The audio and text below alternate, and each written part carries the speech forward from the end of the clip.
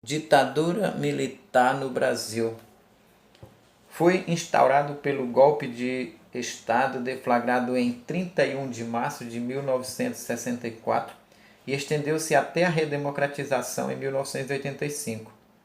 O plano político foi marcado pelo autoritarismo, pela supressão de direitos constitucionais, pela perseguição política por parte do aparelho policial estatal, pela constância de arbítrios como a prisão e a tortura de quem quer que se opusesse, ao regime e pela censura prévia aos canais de comunicação.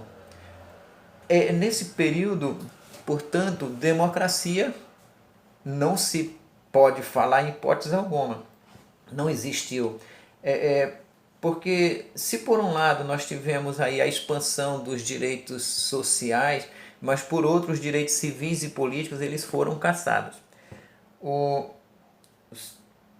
Até tinha direito de voto, porém com aquelas limitações do regime. Por exemplo, foi extinguido todos os partidos políticos, autorizado apenas dois, a Arena, que representava o governo, e o MDB, que seria a oposição. E acontecia eleições parlamentares, porém o poder executivo, esse eram sempre indicados pelos militares, tanto a nível estadual quanto federal e municipal também. Algumas mas porém para os deputados, por exemplo, acontecia eleições, mas sempre da forma que interessava ao regime. Na hora que a oposição tinha uma certa vantagem, então muda-se as regras da eleição e torna-se se fazer tudo de novo. Por exemplo, no Senado, como são 3 senadores por estado, a regra mantida para que o governo tivesse sempre maioria no Senado era um senador de cada estado era indicado pelos militares e apenas 2 cadeiras eram postas para eleição. Logo, significa que o governo sempre tinha maioria no Senado. Uma vez que a Arena tinha a possibilidade de eleger um também, aí pegava o que a Arena elegia e o que o governo indicava. Então, era uma das situações. E a tortura, isso aí nem se fala, né? Quer dizer, acho que já conhecem, sabem como funciona.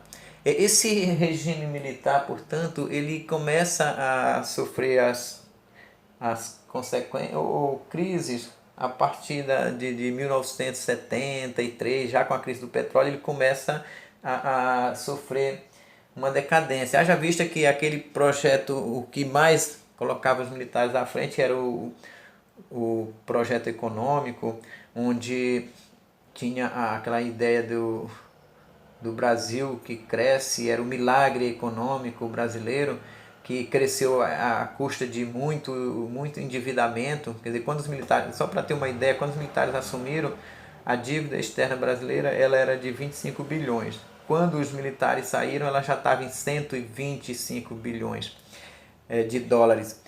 E aí então, todo esse crescimento econômico, modernização da indústria, isso é um fato, mas ela se baseou, se pautou nesse endividamento externo. Outra situação foi a concentração de renda, arroxos salariais, impostos, e aí nós temos o agravamento das desigualdades sociais, concentração de renda e desigualdades sociais a partir desse momento. Então, de fato, a economia do Brasil cresceu a larga escala mesmo, chegou a crescer até 14% ao ano. No entanto, é um momento que também se percebe maiores concentrações de renda e desigualdade social. Então, foi um crescimento à custa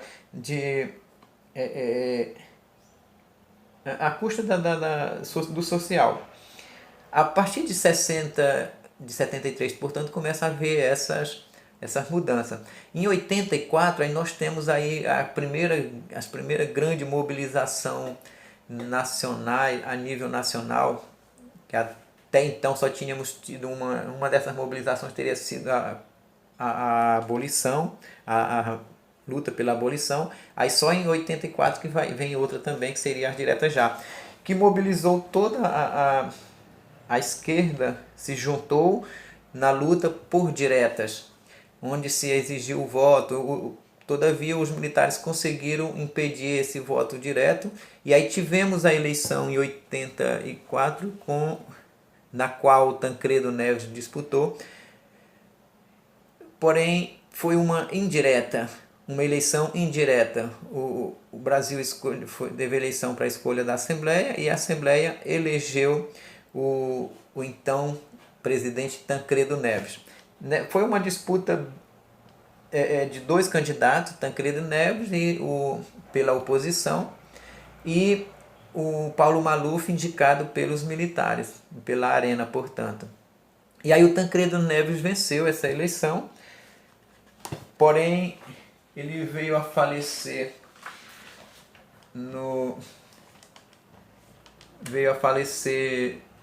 antes de assumir, dia 21 de abril de 1985. Antes de assumir o cargo, ele faleceu. Começa então o período de redemocratização.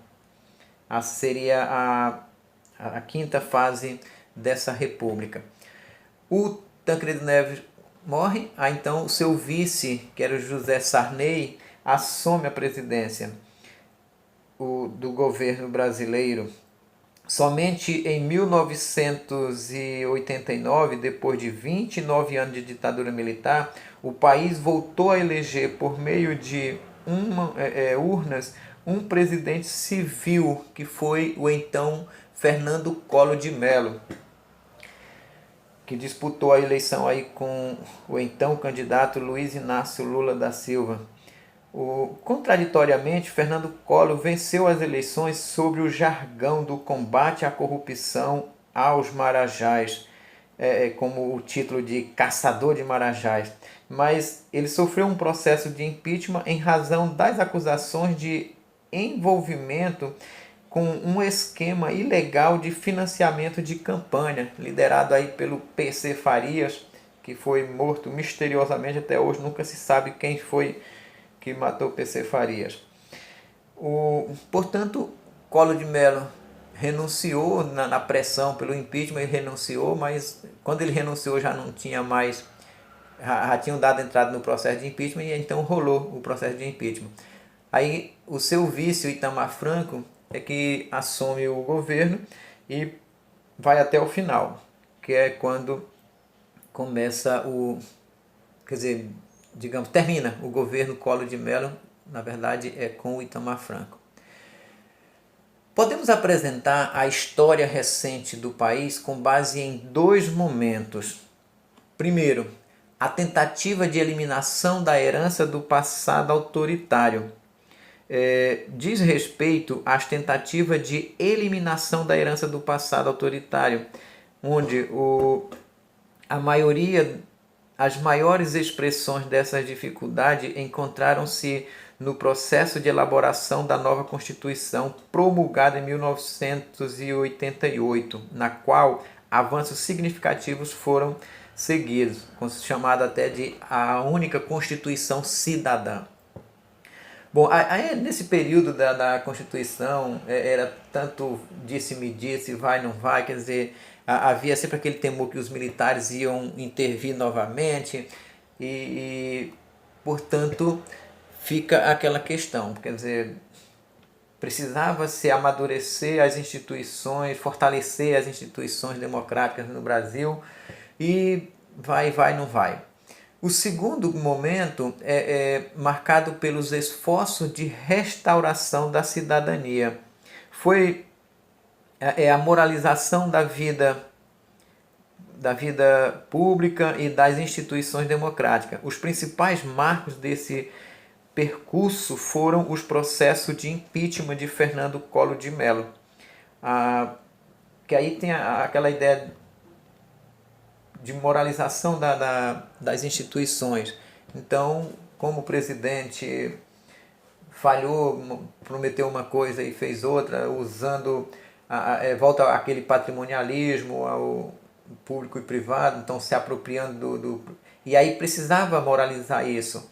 Portanto, a vitória da Constituição está no impeachment de Fernando Collor de Mello. Após a renúncia de Fernando Collor, o então vice-presidente Itamar Franco conduziu o governo, conforme já falamos anteriormente, até o seu término. Ainda que precária em sua capacidade de diminuição das desigualdades sociais, de forma efetiva atravessa um período de estabilidade institucional, ou poderíamos dizer, atravessou, né? Porque de 2019 para cá, 18, 19, aí as instituições democráticas vêm sofrendo dia após dia críticas e pedradas. Portanto, é o que nós vemos aí, por exemplo, atualmente, todo domingo, as marchinhas pedindo aí o fechamento de Supremo, de Congresso, a intervenção militar e etc. Quer dizer, nesse caso a gente pode dizer que atravessou o momento de amadurecimento das instituições.